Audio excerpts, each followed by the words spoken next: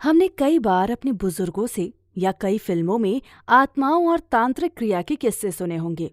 आज की घटना भी कुछ ऐसी ही है, जिसे सही मायनों में अगर समझा जाए तो सच भी है। कई तांत्रिक अपनी क्रियाओं से किसी भी मुर्दे में जान डालकर उसे नचा सकते हैं, लेकिन उसके लिए उन्हें ताजे मृत शरीर की जरूरत होती है। ऐसी घटनाओं को करने के लिए सही इलाका और सुनसान कब्रिस्तान ठीक जगह होगी। नमस्कार दोस्तों, आप सभी का स्वागत है दीपिका's फियर बॉक्स में। कुंभ के मेले में आने वाले अघोरियों की बातें और कहानियां सुनकर कोई भी यकीन नहीं करेगा कि एक गांव में सिर्फ अब उन्हीं का राज है, और वो कैसे, आज मैं आपको इस वीडियो में बताने जा रही हूँ।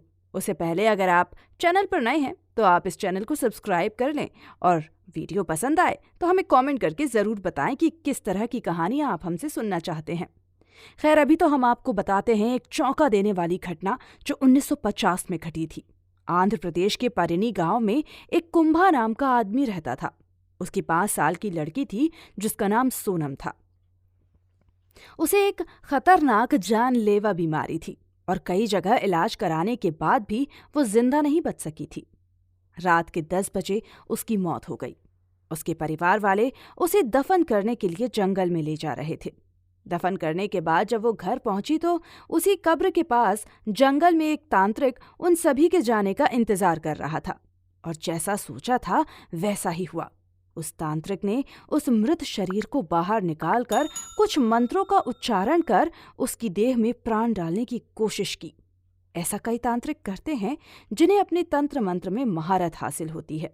वे इस तरह का कर्म करते हैं कुछ अधूरे काम पूरे करने या किसी से बदला लेने की चाहत में। ऐसे लोगों को अघोरी भी कहा जाता है। तो जब उस अघोरी ने उसमें प्राण फूंके तब अचानक उसकी देह में कुछ हलचल हुई और वो उठ खड़ी हो गई।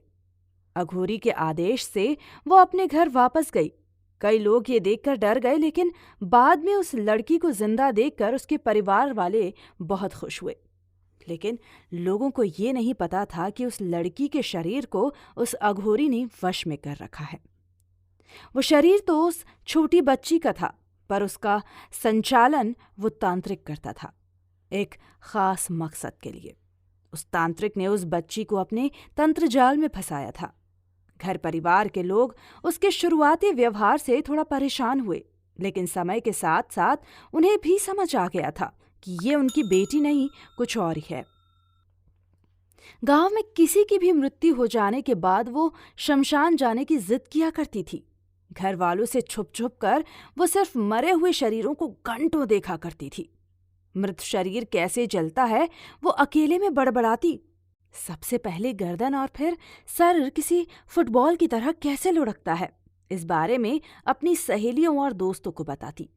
जैसे जैसे समय बीतता गया वो इन सब में और भी ज्यादा रुचि दिखाने लगी।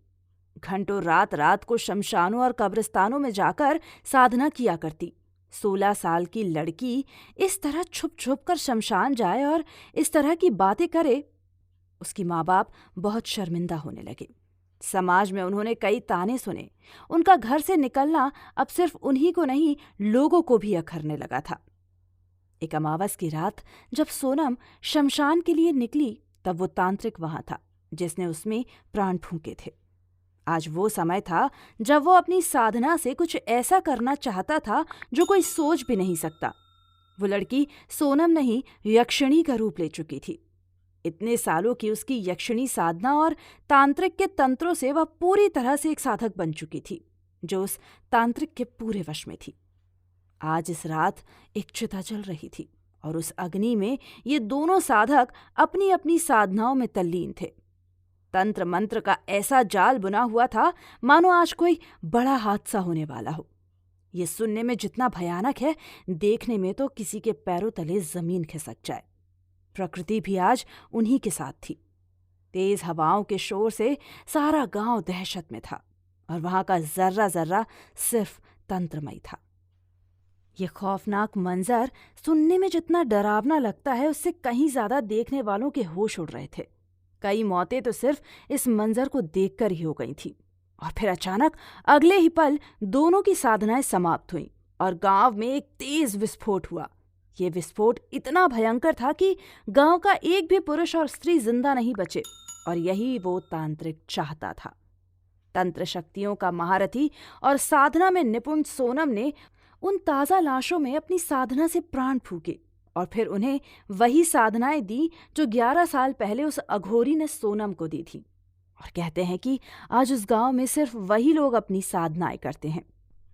अब दोस्तों, ये बातें सच है या झूठ, ये तो हम नहीं जानते, लेकिन आप इसके बारे में अपनी क्या राय देंगे हमें कमेंट बॉक्स में ज़रूर बताएं। वीडियो पसंद आया है तो इसे लाइक करें और चैनल को सब्सक्राइब करना ना भूलें। धन्यवाद।